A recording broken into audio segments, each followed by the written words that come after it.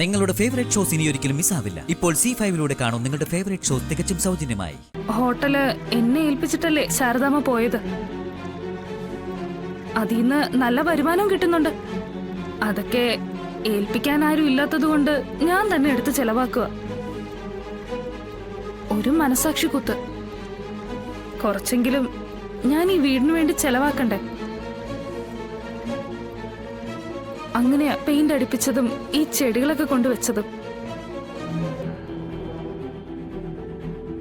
എത്ര വഴിപാടുകളും നേർച്ചകളും നടത്തിയത്. ഒന്നും ഫലം കാണുന്നില്ലല്ലോ എന്നാ.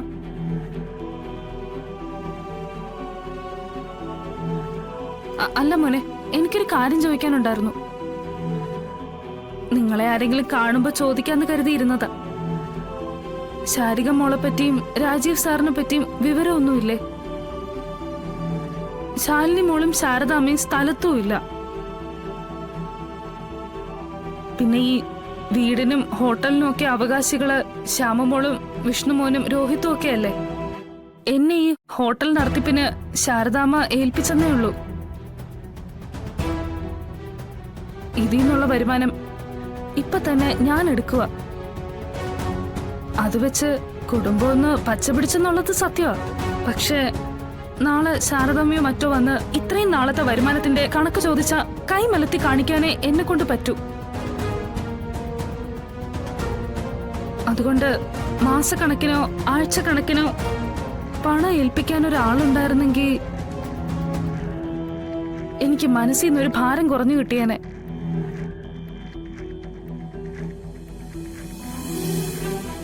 മോനോ മറ്റോ ആ പണം വാങ്ങിച്ചിരുന്നെങ്കിൽ. വേണ്ട, അത് നിങ്ങൾ തന്നെ വെച്ചോളൂ. എനിക്ക് നഷ്ടപ്പെട്ടതിന് പകരം തരാൻ ഈ ലോകത്ത് മറ്റൊന്നുമില്ല.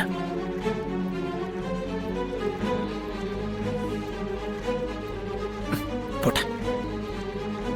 അല്ല, വിഷ്ണുമോൻ എന്തിനാ വന്നത്? ഞാൻ ഇതുവഴി പോയപ്പോ വെറുതെ ഒന്ന് കയറിയെന്നേ ഉള്ളൂ.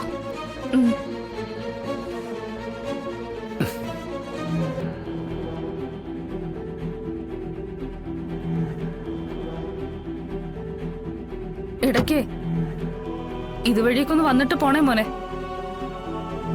നോക്കാനും അന്വേഷിക്കാനും ഒന്നും ആരും ഇല്ലാതെ കിടക്കുക.